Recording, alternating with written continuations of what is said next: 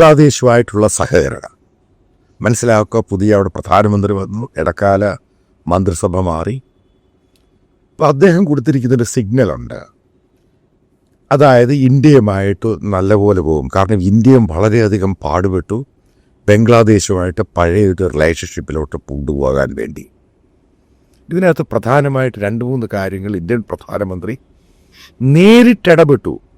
ആസാം മുഖ്യമന്ത്രി ഹിമന്ത് ബിശ്വ ശർമ്മയോട് പറഞ്ഞു, മോശമായ ഒരൊറ്റ കമൻറ്റുകൾ പാസ്സാക്കരുത്. കാരണം ഇവിടെ മുസ്ലിങ്ങൾക്കെതിരെ പറയുന്ന കമൻറ്റുകൾ ബംഗ്ലാദേശിൽ പ്രശ്നമുണ്ടാകും, അവിടെയുള്ള ഹിന്ദുക്കൾക്ക് പ്രശ്നമുണ്ടാകും. ഗവൺമെൻറ് ആ സ്റ്റാൻഡ് മാറ്റാൻ വീണ്ടും പഴയ രീതിയിലാകും. അത് നമ്മൾ ആൻറ്റിസിപ്പേറ്റ് ചെയ്യുന്നതിനപ്പുറത്തോട്ട് കാര്യങ്ങൾ മാറും. അതായത് ഇന്ത്യൻ പ്രധാനമന്ത്രി ആസാം മുഖ്യമന്ത്രിക്ക് താക്കീത് കൊടുത്തു. ഇനി മറ്റൊരു സംഭവം കൊണ്ടുണ്ടായി. ബംഗ്ലാദേശിൻ്റെ മറ്റൊരു ഇന്ത്യൻ ബോർഡർ സ്റ്റേറ്റായ ത്രിപുര.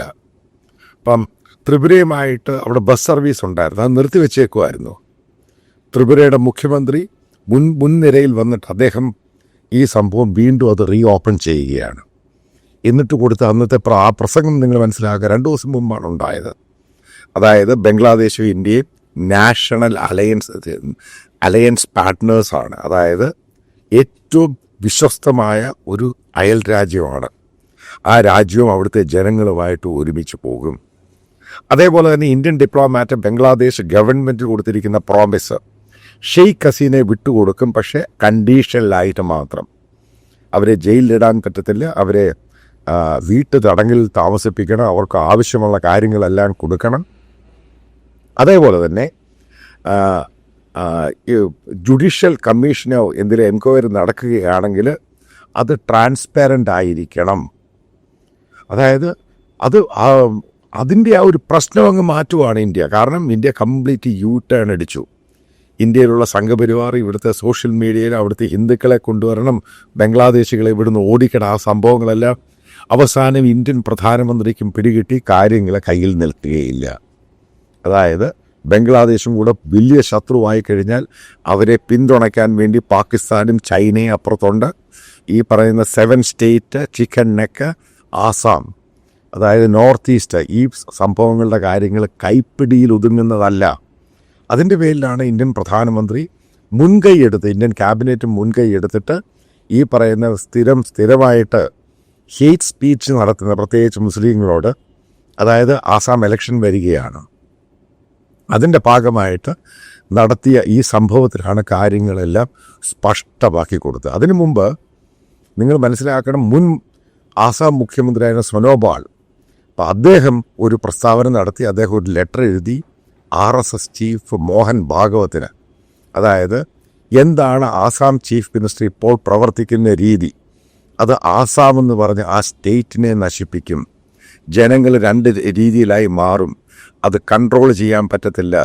ഇത്രയും ചരിത്രത്തിൽ ഇന്നുവരെ ഇല്ലാത്ത രീതിയിലാണ് ആസാം മുഖ്യമന്ത്രി പെരുമാറുന്നത്, അതിനെതിരെ RSS നടപടിയെടുക്കണം എന്ന് പറഞ്ഞ് രാത്രി 11 മണിക്കാണ് ഈ ഒരു ലെറ്റർ ഡ്രാഫ്റ്റ് ചെയ്യുകയും അത് സോഷ്യൽ മീഡിയയിൽ X പ്ലാറ്റ്ഫോമിൽ പോസ്റ്റ് ചെയ്യുകയും ചെയ്യുന്നത്.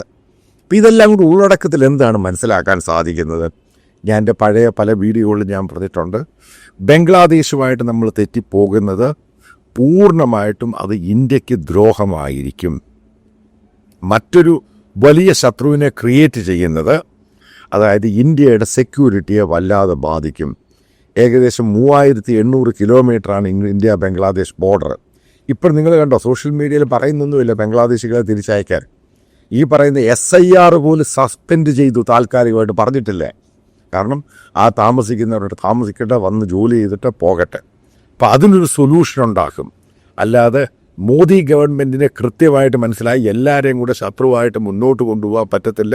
ഈ പറയുന്ന പല BJP നേതാക്കളെ സ്ഥിരമായിട്ട് ബംഗ്ലാദേശികളെയും മുസ്ലിങ്ങളെയും കുറ്റം പറയുന്നത്, അത് ഗ്ലോബലി പ്രശ്നമുണ്ടാക്കും, ഇസ്ലാമിക രാജ്യങ്ങളിൽ അത് പ്രശ്നമുണ്ടാകും, അത് ഇന്ത്യയുടെ നിലനിൽപ്പിനെ ബാധിക്കും. അതുകൊണ്ട് തന്നെയാണ് കംപ്ലീറ്റ് ആയിട്ട് ടേൺ അടിച്ചത്. ഗവൺമെൻറ് ഫുള്ളായിട്ട് ബംഗ്ലാദേശ് ഗവൺമെൻറ്റുമായിട്ട് സഹകരിക്കാൻ തന്നെ തീരുമാനിച്ചു.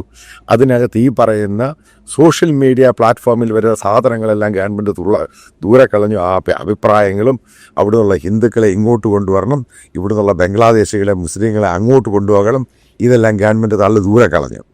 അതായത് കംപ്ലീറ്റ് ആയിട്ട് ഈ ഒരു ക്യാമ്പയിൻ തന്നെ ഗവൺമെൻറ് നടത്തുന്നവരെ അവർ നടത്തുന്ന സോഷ്യൽ മീഡിയ പോസ്റ്റും അവരുടെ യൂട്യൂബ് പോലും അങ്ങനെ പറയുന്നവരെ അത് ബ്ലോക്ക് ചെയ്യാൻ തുടങ്ങി. അതാണ് ഗവൺമെൻറ്റിൻ്റെ ഇച്ഛാശക്തി. കാരണം മോദി ഗവൺമെൻറ് കൃത്യമായിട്ട് മനസ്സിലായി, ഒരു ഭാഗത്ത് പാകിസ്ഥാൻ ശത്രു, അപ്പുറത്ത് ചൈന ശത്രു, നേപ്പാൾ ശത്രു ആയിക്കൊണ്ടിരിക്കുന്നു, ഇപ്പുറത്ത് ബംഗ്ലാദേശ് പൂർണ്ണമായും ശത്രു ആയിക്കഴിഞ്ഞാൽ ഇന്ത്യ എന്ന് പറഞ്ഞ രാജ്യത്തിൻ്റെ നിലനിൽപ്പ് ക്വസ്റ്റ്യൻ മാർക്കിലോട്ട് പോവുകയാണ്. ഇതാണ് ഞാൻ പറഞ്ഞത്, എല്ലാവരെയും ശത്രുക്കളായിട്ട് മുന്നോട്ട് കൊണ്ടുപോകാൻ പറ്റത്തില്ല. ഇവിടെ ഒരു ഹിന്ദുത്വ രാഷ്ട്രീയത്തിൻ്റെ പൊളിറ്റിക്സ് ഉണ്ട്. അതായത് ഇന്ത്യയുടെ പൊളിറ്റിക്സ് വലതുപക്ഷ രാഷ്ട്രീയമായിട്ട് ഹിന്ദുത്വ രാഷ്ട്രീയം. അതിനൊരു പരിമിതികളുണ്ട്. പരിമിതികൾ ക്രോസ് ചെയ്ത് കഴിഞ്ഞു കഴിഞ്ഞാൽ പ്രശ്നമുണ്ടാകും. നിങ്ങൾ ശ്രദ്ധിച്ചോ, കഴിഞ്ഞ ഒരാഴ്ചയായിട്ട് ആസാം മുഖ്യമന്ത്രി ഹിമന്ത് ബിശ്വ ശർമ്മ ഒറ്റ ഒരു വാക്കും മിണ്ടുന്നില്ല.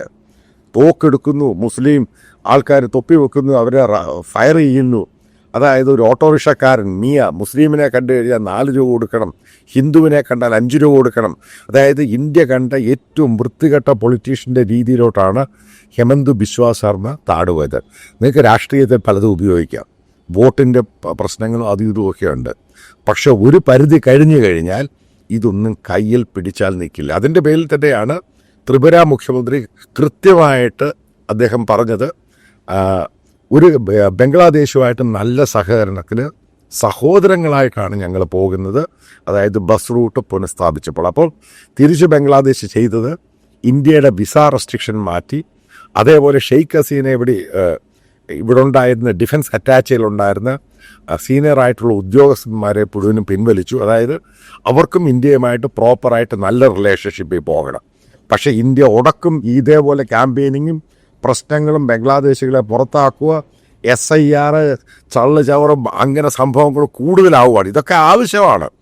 അതിൻ്റെ പേരിൽ ഒരു പൊളിറ്റിക്കൽ അജണ്ടയുടെ പേരിൽ അങ്ങോട്ട് മുന്നോട്ട് പോവുകയാണെങ്കിൽ, പ്രത്യേകിച്ച് മുസ്ലിം കമ്മ്യൂണിറ്റിയെ മുഴുവനും എടുത്തു ദൂരെ കളയാനുള്ള തീരുമാനമാണെങ്കിൽ അതിനെതിരെ പ്രതികരണമുണ്ടാകും. ഇപ്പോൾ ഇന്ത്യയിൽ നിങ്ങളെ മുസ്ലിങ്ങളെ ആക്രമിക്കുകയാണെങ്കിൽ, അതായത് ഈ ബംഗ്ലാദേശികളെ തിരിച്ചവിടെയുള്ള ഹിന്ദുക്കളെ അറ്റാക്ക് ചെയ്യും. അപ്പോൾ ആ ഒരു റിലേഷൻഷിപ്പ്, അതായത് കോഡിയലായിട്ടും മ്യൂച്വലായിട്ടും റിലേഷൻഷിപ്പിൽ പോകണം തന്നെയാണ് ഇന്ത്യയുടെയും ബംഗ്ലാദേശിൻ്റെയും ഇപ്പോഴത്തെ ഒരു ആഗ്രഹം. കാരണം ഇത് സക്സസ്ഫുള്ളായിട്ട് പോവുക തന്നെ ചെയ്യണം. അല്ലെങ്കിൽ ഏറ്റവും കൂടുതൽ അടി കിട്ടാൻ പോകുന്ന ബംഗ്ലാദേശിനല്ല, അത് ഇന്ത്യക്ക് തന്നെയാണ്. കാരണം ബംഗ്ലാദേശ് എന്ന് പറഞ്ഞ രാജ്യത്തെ സഹായിക്കാൻ ഇന്ന് പല രാജ്യങ്ങളും തയ്യാറാണ്. അത് ആദ്യം മനസ്സിലാക്കുക. ശത്രുവായിട്ട് പോയി കഴിഞ്ഞാൽ എല്ലാ തലങ്ങളിലും അത് ഇന്ത്യക്ക് അടി കിട്ടും. അത് തന്നെയാണ് മോദി ഗവൺമെൻറ് മനസ്സിലാക്കിയത്. അതിനുശേഷം എന്തുകൊണ്ടും മോദി അവിടെ പോയില്ല. ഇമാനുവൽ മാക്രോൺ ഇന്ത്യയിൽ വരുന്നതുമായിട്ട് ബന്ധപ്പെട്ട രീതി തന്നെയാണ്. എന്താണ് മോദി ആദ്യം കൊടുത്ത മെസ്സേജ്? ബംഗ്ലാദേശി പ്രധാനമന്ത്രിക്ക് ഇന്ത്യയിൽ വരണം. നല്ലൊരു ഇൻവിറ്റേഷൻ കൂടി. ചിലപ്പോൾ അദ്ദേഹം ആദ്യം വിസിറ്റ് ചെയ്യുന്ന രാജ്യങ്ങളിലൊന്നും ചിലപ്പോൾ ഇന്ത്യ ആകാനുള്ള സാധ്യതയുണ്ട്. ചിലപ്പോൾ അത് ചൈനയോ ചിലപ്പോൾ പാകിസ്ഥാനോ ആകാൻ സാധ്യത. കാരണം ഈ 2 രാജ്യങ്ങളാണ് ആ ഒരു ക്രൈസിസ് സമയത്ത് അവരെ സപ്പോർട്ട് ചെയ്തത്. മനസ്സിലാക്കുക, ബംഗ്ലാദേശിനെ പഴയ പോലെ വലിയേട്ടൻ സ്വഭാവമായിട്ട് മുന്നോട്ട് കഴിഞ്ഞാൽ അവരിനി മൈൻഡ് ചെയ്യത്തില്ല. അവരുടെ രീതിയിൽ തന്നെ അവരെ മാനിക്കണം. ഈ ബംഗ്ലാദേശികളെ പെട്ടെന്ന് പുറത്താക്കുകയാണെങ്കിൽ വിസ്ഫോടനം തന്നെ ഉണ്ടാകും. കൃത്യമായിട്ട് പറയാം. അത് മോദി ഗവൺമെൻറ് കൃത്യമായിട്ട് മനസ്സിലാക്കിയിട്ട് തന്നെയാണ് ഒരു സൊല്യൂഷൻ എന്ന രീതിയിൽ ബംഗ്ലാദേശുമായിട്ട് നല്ല സഹകരണത്തിൽ പോകാൻ തീരുമാനിച്ചത്. അതായത് മോദി ഗവൺമെൻറ്റിൻ്റെ തെറ്റുകൾ അവർ തിരുത്താൻ തയ്യാറായി. അതിൻ്റെ ഭാഗമായിട്ടാണ് ഷെയ്ഖ് ഹസീന കൈമാറുന്നത്. മറ്റുള്ള കാര്യങ്ങൾ പോസിറ്റീവായിട്ട് പ്രോആക്റ്റീവായിട്ട് ഇന്ത്യ ബംഗ്ലാദേശ് റിലേഷൻഷിപ്പ് ബിൽഡപ്പ് ചെയ്യുന്നത്.